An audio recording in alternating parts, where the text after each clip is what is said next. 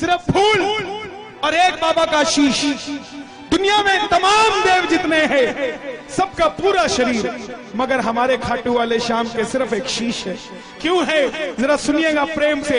बेशक ताली मत बजाना, बेशक मत गाना, मगर सुन लेना भाव से, बेड़ा पार सुनने से हो जाएगा साहब। कह देना हरे का तू है सहारा सांवरे, हमने भी तुझको है पुकारा सांवरे। हरे का तू है सहारा सांवरे, हमने भी तुझको है पुकारा सांवरे। नहीं और सहा जाए अब बोल कहाँ जाए, नहीं और सहा जाए कहाँ जाए। हारे का तू है सहारा सांवरे, हमने भी तुझको है पुकारा सांवरे। हारे का तू है सहारा सांवरे, हमने भी तुझको है पुकारा। और यह बात शुरू होती है महाभारत के उस युद्ध से जो युद्ध हुआ पांडवों और कौरवों के बीच। कौरवों की रखवाली कन्हैया की नारायणी सेना कर रही थी और पांडवों की रखवाली गोविंद मेरो है, गोपाल मेरो है, गोविंद मेरो है, गोपाल मेरो है। श्री बाके बिहारी नंदलाल मेरो है, बाके बिहारी नंदलाल मेरो है। गोविंद मेरो है, गोपाल मेरो है। मेरो है, गोपाल। कौन है ये खाटू वाले श्याम जी? पांडवों में भीम के पुत्र हुए घटोत्कच, और घटोत्कच के पुत्र हुए महाबली बर्बरीक। बोलिए महाबली बर्बरीक की। बाल घुंघराले थे, बर्बर थे, इसलिए नाम पड़ा बर्बरीक।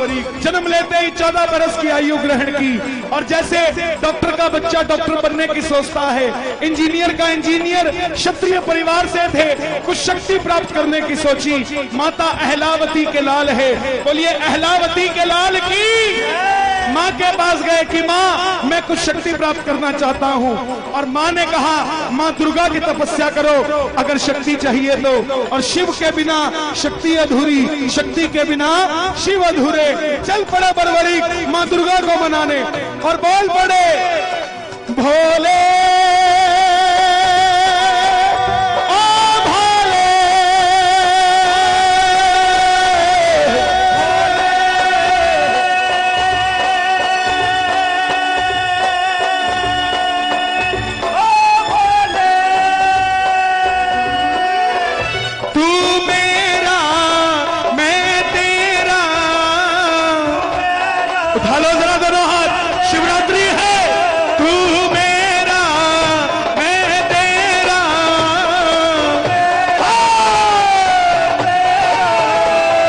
शाम से मिला दे, मेरा यार तू मिला दे मुझे शाम से।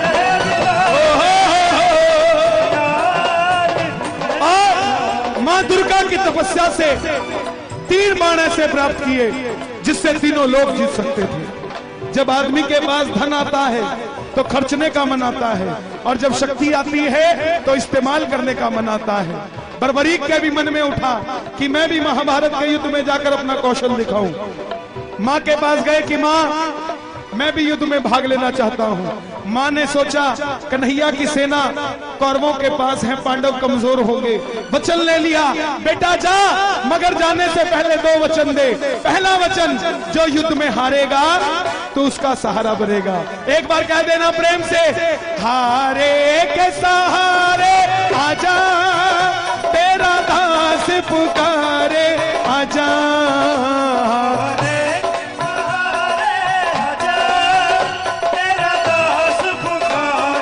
आजा ओ हम तो खड़े तेरे द्वार, सुन ले करुण पुकार। और दूसरा वचन रास्ते में कोई भी तुझसे कुछ भी मांगे तो इनकार नहीं करेगा। चल पड़े बर्बरीक, जैसे मेरी माँ शेर की सवारी करती है, भोलेनाथ नंदी की, हमारे श्याम बाबा लीले घोड़े का आशीर्वाद, खाटू वाला सांवरियो लीले लीले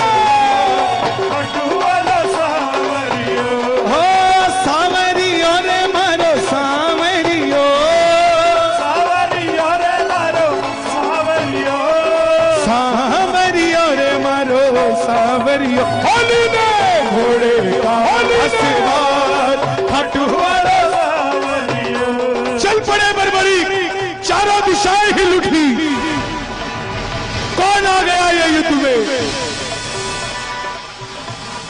एक 14 साल का बच्चा लीले घोड़े पर सवार होकर युद्ध की ओर बढ़ता हुआ दुर्योधन हिल गया भीष्म पितामह हिल गए अर्जुन हिल गया और जब अर्जुन हिला तो माधव से कहने लगा है केशव आप देख कर आइए कौन आया है इससे पहले पूरे युद्ध में ऐसी घटना नहीं घटी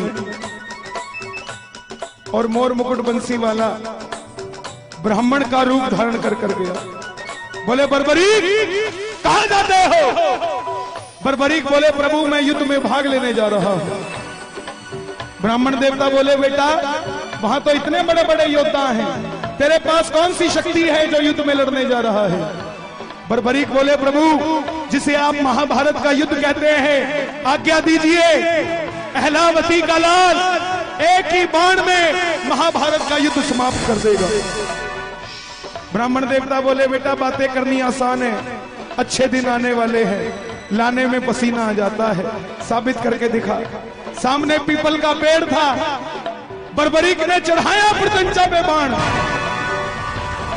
और एक ही बाण से पूरे पेड़ के पत्ते भेज दिए एक पत्ता ब्राह्मण ने अपने पांव के नीचे दबा लिया आखिर में वो बाण ब्राह्मण के पांव के ऊपर घूमने लगा बर्बरीक बोले प्रभु पांव हटाइए एक पत्ता आपके पांव के नीचे है ब्राह्मण देवता मान गए अगर ये युद्ध में चला गया तो सबको ढूंढ ढूंढ के मारेगा बोले बर्बरीक किसका साथ दोगे बर्बरीक बोला प्रभु मैं अपनी मां को वचन देकर आया हूं हारे के सहारे आजा तेरा दास पुकारे आजा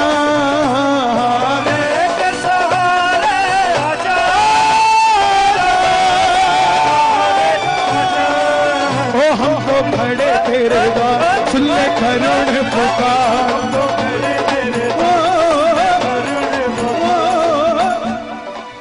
ब्राह्मण ने घेर लिया छलिया है ना मोर मुकुट बंसी वाला किसी का नहीं हुआ जन्म लिया तो देवकी को छोड़ दिया यशोदा ने पाला यशोदा को छोड़ दिया राधा से प्रेम किया राधा को छोड़ दिया ब्रज में रहा ब्रज को छोड़ दिया रिश्तेदारों को आपस में लड़ा के छोड़ दिया ये किसी का नहीं हुआ बोले बर्बरीक ये कैसा वचन दे दिया हारे का सहारा अगर तू पांडवों की तरफ हुआ तो कौरव हारने लग जाएंगे तो तू कौरवों की तरफ हो जाएगा और अगर कौरवों की तरफ हुआ तो पांडव हारने लग जाएंगे तो तू पांडवों की तरफ हो जाएगा इससे तो युद्ध का निर्णय नहीं निकलेगा बर्बरीक बोले प्रभु मेरा मार्गदर्शन कीजिए मेरी शक्ति विफल चली जाएगी ब्राह्मण देवता बोले हे बर्बरीक हे महानायक कलयुग में इस धरती के कल्याण के लिए एक शीश का दान चाहिए और वो शीश का दान 3 महाबलियों में से किसी एक का हो सकता है या तो भगवान श्री कृष्ण का या अर्जुन का या बर्बरीक तुम्हारा कन्हैया की बलि नहीं ले सकता उसने युद्ध रचना है अर्जुन की बलि नहीं ले सकता उसने युद्ध खेलना है तो बच्चे तुम अपने शीश का दान दो और इस धरती का कल्याण करो बर्बरीक बोले प्रभु ये निकाली तलवार अहलावती का लाल ये मौरवी नंदन आपका वचन देता है शीश दान में दिया जाएगा मगर आप कौन है साधारण ब्राह्मण शीश का दान नहीं मांग सकता और मेरे कन्हैया ने अपना विराट रूप दिखाया और झोली पसार कर खड़ा हो गया मांगा शीश का दान मुरली वाले ने मांगा शीश का दान मुरली वाले और बर्बरीक ने निकाली तलवार दे दिया शीश उतार खाटू वाले ने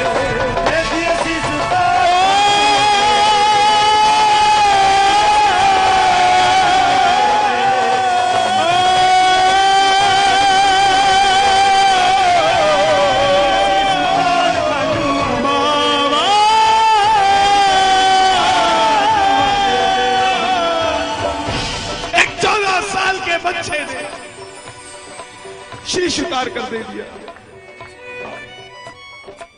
मगर बोला प्रभु योद्धा हूं, लड़ने आया था, लड़ नहीं पाया, देखने की इच्छा रखता हूं। कन्हैया ने उस शीश को अमृत पिलाया और सोलन के पास प्रचूड़ पर्वत है, गूगल उसे चूड़धार पर्वत कहता है, उस पर वो शीश रखा गया।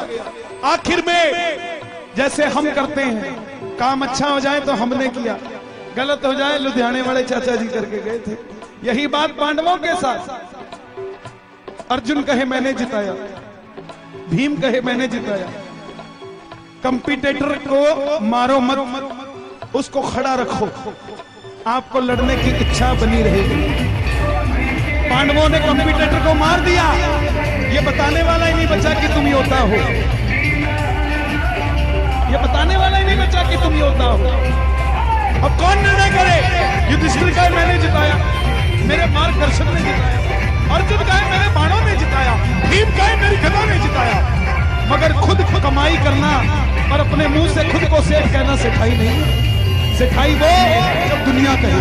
यही बात खुद लड़ लिए मर लिए, योद्धा अपने मुंह से खुद को कैसे कह दे? चलो चले मुरली वाले के पास, चलो चले मुरली वाले के पास, जाकर करेंगे उसको अरदास, जाकर करेंगे। बोले हे गिरधारी बताओ युद्ध किसने जिताया? कन्हैया बोले पांडवों कैसी बात करते हो, मैं तो तुम्हारा रथ चला रहा था, मुझे क्या पता युद्ध किसने जिताया। तो बोले कन्हैया इसका निर्णय कौन करे? चलो चले उस शीश के पास, चलो चले। उठा लो जरा दोनों हाथ, पांडवों के साथ हम भी चलते हैं, दोनों हाथ खोल के जरा ताली बजा के ये बात, ये चलो चले जाकर करेंगे उसको अरदास, जाकर करेंगे चलो चले उस शीश के पास, चलो चले। सब गए। बोले हे बर्बरी बताओ युद्ध किसने जिताया? बर्बरी के शीश से आवाज आई, हे पांडवों तुम जो अभिमान करते हो किस चीज का करते हो? मुझे पूरे युद्ध में सिर्फ और सिर्फ भगवान श्री कृष्ण का सुदर्शन चक्र चलता दिखाई दिया। युद्ध में मरने वाला भी कन्हैया था, मारने वाला भी कन्हैया था।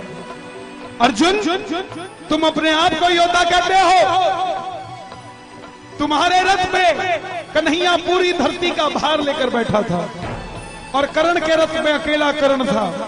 वो बाण चलाता था तो भी तुम्हारा रथ 2 कदम पीछे जाता था, तुम बाण चलाते थे तो भी उसका रथ 2 कदम पीछे जाता था।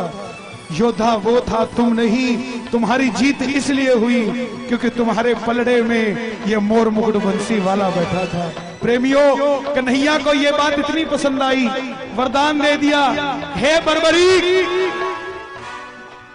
जिस शीश को मैंने अमृत पिलाया है तुम्हारा ये शीश अमर हो चुका है। कलयुग प्रारंभ होते ही मेरी 16 की 16 कलाएं तुम्हारे इस शीश में विराजित हो जाएंगी। और जाओ तुम्हें मैं अपना श्याम नाम देता हूं।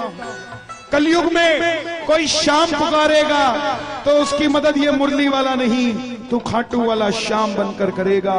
और जो वचन तूने अपनी मां को दिया हारे का सहारा, जो भी हार कर तेरे दरबार में आ जाएगा उसे दुनिया में कोई दोबारा हरा नहीं पाएगा। और दूसरा वचन कि जो भी कुछ भी मांगेगा तू इनकार नहीं करेगा। तेरे दरबार में ये कथा सुनकर जो पहली बार कुछ भी मांग लेगा सच्चे दिल से, अगर उसकी नियत सही होगी तो उसको तेरे दरबार से जरूर मिलेगा। ये वही खाटू वाला श्याम है। एक बार कह दो जय श्री श्याम। छोड़ेंगे ना हम तेरा द्वारो बाबा, मरते दम तक छोड़ेंगे ना हम तेरा द्वार ओ बाबा, मरते दम तक, मरते दम नहीं अगले जन्म तक, मरते दम नहीं देखो अगले जन्म तक। इसके बाद एक दो भजन और सुनाऊंगा, फिर आरती करेंगे बाबा की। आनंद आ रहा है तो जरा दोनों हाथ उठाना, प्रेम से कह दो, हो मरते दम नहीं अगले जन्म तक,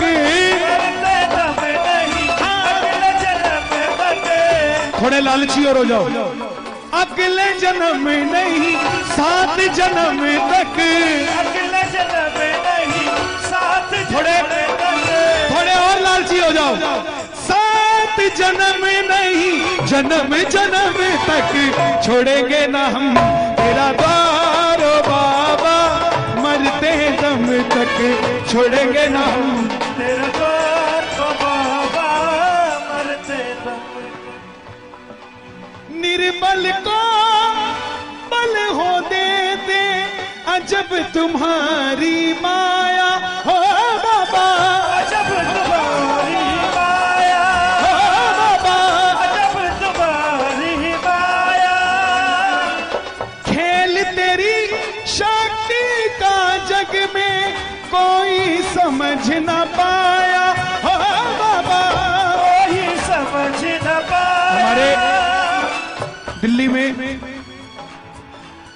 एक साड़ियों का बहुत बड़ा व्यापारी था, उसने कीर्तन कराया, उसका नौकर स्टेज पे चढ़ गया, उसने धक्का दे दिया उसको, बोले नीचे उतर, ये तुम्हारे लिए स्टेज नहीं बनाया। उस नौकर ने क्या किया? उस नौकर ने कुछ नहीं किया, नौकरी तो उसी रात छोड़ दी सेठ की। इस सेठ को बोला, हे मालिक